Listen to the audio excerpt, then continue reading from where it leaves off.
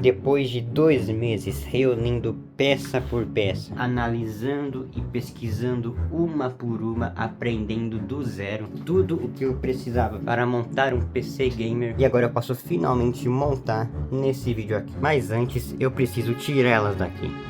Pronto, agora que tudo tá aqui no chão, chegou a hora de fazer o unboxing. E para abrir todas essas caixas, nada melhor do que a boa e velha faca de cozinha.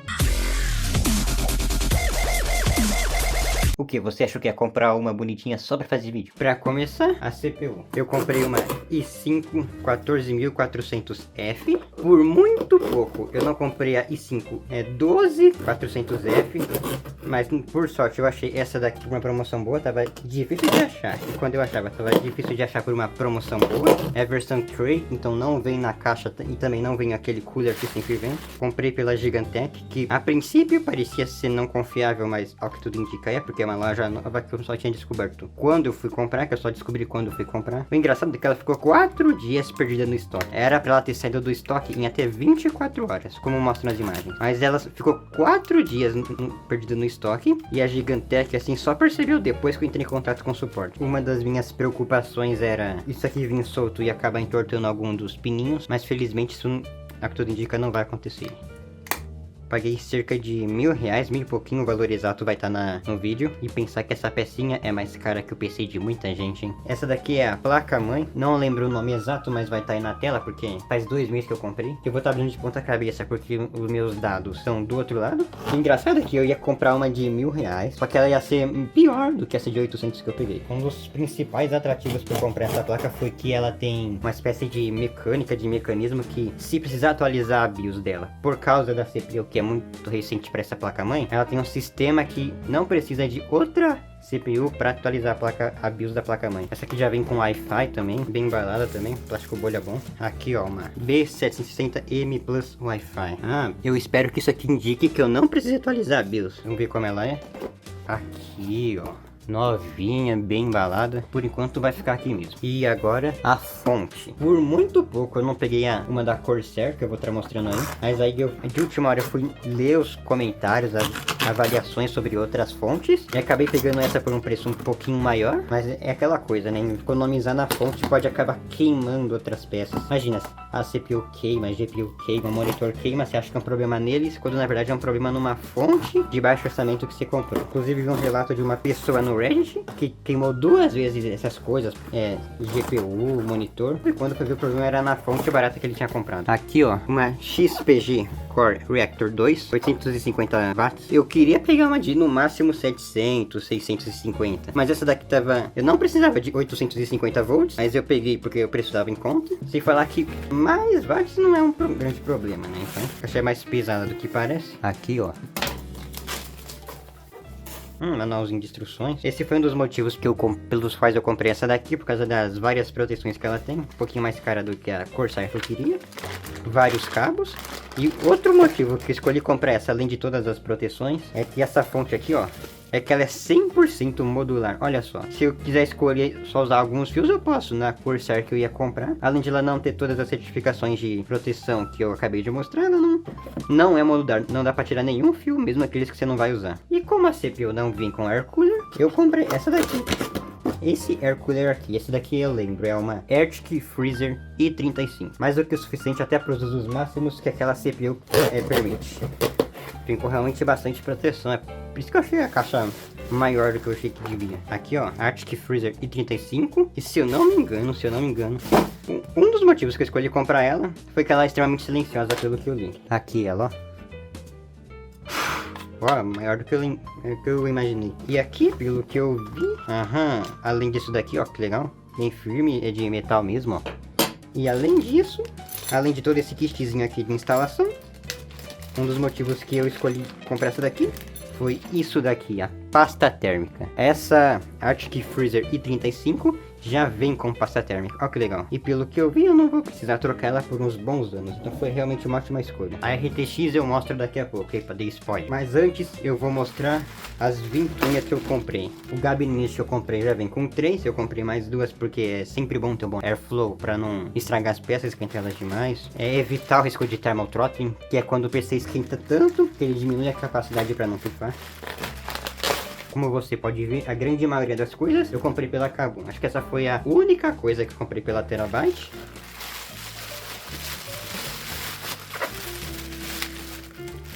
Aqui, ó. Eu também comprei a ventoinha da Arctic, que é uma marca renomada. Essa ventoinha aqui, Arctic P12 Pro PST. Aqui, ó. Vamos deixar tudo junto. Vamos abrir a outra também. Aqui, ó. Como você pode ver, eu não fiz questão de ter RGB. Essa daqui é a RAM. Eu tô colocando esse pano na frente para tampar as informações importantes. Tem do outro lado também informações, então não vou ficar mostrando muito. Deixa eu abrir aqui fora da câmera. Aqui não tem jeito, eu vou ter que recorrer à tesoura remendada. E aqui dentro eu não tenho nada mais, nada menos do que 2 RAMs de 16 GB cada, Kingston Furry Beast DDR4, ou PC DDR4. As peças que eu comprei, mesmo sendo DDR4, já foram preço salgado. O preço DDR5 é fazer o PC no mínimo duplicar de valor. Aqui, ó. Olha que belezinha. A outra eu abro quando eu for montar. Eu acabei meio que esquecendo de falar os preços. Mas eu vou estar mostrando na tela, então tá tudo bem. Essa daqui chegou ontem. Esse daqui é o SSD. E aqui dentro, esse daqui eu lembro bem o valor, eu comprei recentemente. Um Lexar NM90 1TB. Foi em torno de R$ 1.200. Foi caro. Um SSD de 1TB foi caro. Mas também estamos em plena crise da RAM, que encareceu peça de RAM, peça de SD, GPU, encareceu tudo. E ao que tudo indica, as coisas ainda não pioraram o suficiente. Aqui, ó. Olha, eu achava que era maior. Aqui, ó. Eu comprei essa por causa da velocidade, que é cerca de 7.000 em algum quesito lá que eu não lembro. Parece ser bem frágil. Se torcer aqui de qualquer jeito quebra. E essa daqui foi uma das minhas primeiras aquisições. Quando eu vi a promoção, eu não perdi tempo e já aproveitei e comprei ela. Foi a primeira coisa que eu cliquei no botão para comprar. A RTX. Por muito pouco. Eu não peguei uma 50-50 por R$2.000, o que não ia valer a pena. E eu achei essa aqui também por R$2.000. É um preço salgado, mas para uma RTX como essa foi um ótimo preço. Eu já achei por várias variantes de preços, uma raramente por 1.900 e até por mais de 3.000, então foi um ótimo acordo. Se bem que o valor dessa aqui costuma girar entre 2.000 e 2.300. E aqui está ela, depois de 2 meses esperando para abrir. Aqui, ó. Dentro, ó. E agora o gabinete. Inicialmente eu tinha comprado o Ryzen Mode X1, mas ele não tinha frente mesh e a construção era pior, então eu devolvi e decidi comprar esse, o Montec Air 1000 Lite. As duas fãs que eu mostrei anteriormente, antes eu tinha comprado outra, um kit da Ryzen Mode de 5 fãs. O preço me atraiu, mas quando eu fui ver, a construção era meio ruinzinha, ela talvez não servisse para o que eu queria, então eu decidi devolver e comprar as que eu mostrei.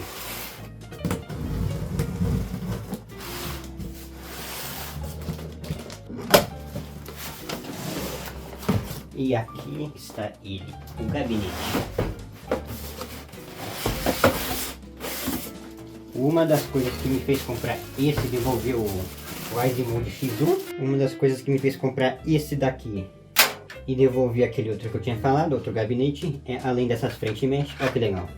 Filtro de poeira, ó. Você clica, ele desacopla ou acopla. Os botões aqui, ó, esse daqui é de menos. E além disso, esse gabinete tem várias frente meshes, como aqui, além desse filtro de poeira que eu já mostrei. E aqui em cima, ó, tem esse filtro de poeira, para essa outra entrada mesh aqui. E além disso, ó, é meio que magnético, parece. E além disso, tem frente mesh aqui embaixo também, onde vai pôr a fonte. E essa parte aqui, ó, um vidro temperado com um negocinho pra puxar ele aqui, ó. E continuando no fundo da porta, ela também desacopla. Essa é uma parte boa, se eu quiser só remover e não usar. Vidro temperado. Não sei se vai dar pra pegar bem aí da câmera, mas aqui, ó, é exatamente onde encaixa essa portinha aqui, ó. Ela é fácil de tirar, fácil de pôr. E é só pôr aqui, abrir. Dá dando pra pegar da câmera aí, será? Além disso, a parte pra fonte. 3 ventoinhas que tem aqui. Uma aqui e 2 aqui. Achei bem interessante, bem firme. Tá ótimo por um primeiro PC, eu espero. E é claro, uma das compras que eu não esperava fazer, um monitor Quad-K de alta qualidade. Inicialmente eu estava pensando só em um Full HD pelo preço, mas esse daqui, Quad HD, foi uma ótima aquisição pelo preço e pelo que ele oferece. Também pelos meus usos, que eu não falei ainda, mas estou montando esse PC para edição de vídeo, então uma tela boa é importante. Melhor que a TV que nós temos aqui em casa, diga-se de passagem. Olha que legal, uma mochilinha que eu vou ver com ela agora. Aqui vem cabos, ó, cabo de força, HDMI. Nessa bolsinha aqui, é claro, não podia faltar silica gel. Silica gel absorve umidade, então em vez de jogar fora, você pode colocar nas suas coisas, tipo no seu guarda-roupas, onde você guarda seus papéis, seus livros. É importante. Vou dar pra essa bolsinha para várias outras coisas, hein. E é claro, o motivo pelo qual eu comprei isso daqui, o monitor. Acho que eu vou fazer igual o gabinete, de abrir de ponta cabeça.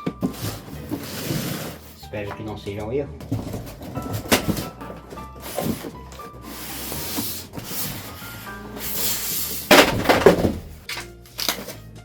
Olha esse suporte aqui, ó. Isso daqui deve ser o suporte bem pesado, na verdade. Eu comprei justamente por isso, pensando que o suporte teria de ótima qualidade em comparação ao Tough Game que eu tava de olho. Aqui ele, ó. Ah, aqui é para onde entre os cabos. Legal, legal. E é claro, aqui, ó. Aqui é onde vai o suporte, onde prende ele. E aqui está a parte da frente, o ROG Strix. Esse daqui. Legal, legal. Uma coisa que eu não falei aqui antes é que esse vídeo aqui vai ser meu primeiro vídeo editado no Premiere, no Adobe Premiere. Eu comprei vários cursos, entre eles do Xarope, então esse vídeo aqui vai ser o meu primeiro editado no Premiere pra pegar no jeito. Outra coisa que eu não falei é que esse monitor aqui costuma dar alguns problemas, que eu vou estar mostrando aí melhor na tela. Aí o que eu vou fazer? Eu vou editar esse vídeo usando esse monitor, usando esse computador. E durante a edição desse vídeo eu vou usar o monitor, óbvio, vou ir testando, vou ir observando como ele se comporta. Se ele for mostrando algum dos erros que está escrito na tela, eu aviso. E como eu vou fazer isso é simples, é só fazer uma Blau da edição entrar agora. Opa, Blau da edição aqui, eu falei que eu viria. Enfim, aqui tá a tela. Eu tava preocupado com as coisas que esse comentário disse, como por exemplo, a possibilidade de ter um Depth Pixel, ou até mesmo essas bordas aqui, ó. Eu achei que seria um problema maior, sinceramente. Eu até agora não vi nenhum problema.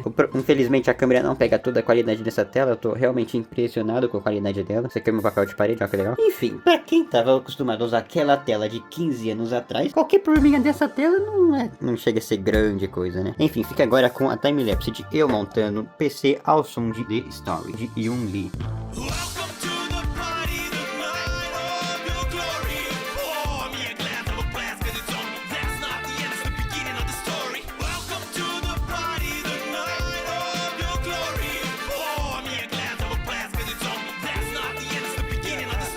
Este é o computador antigo e este é o novo. That's not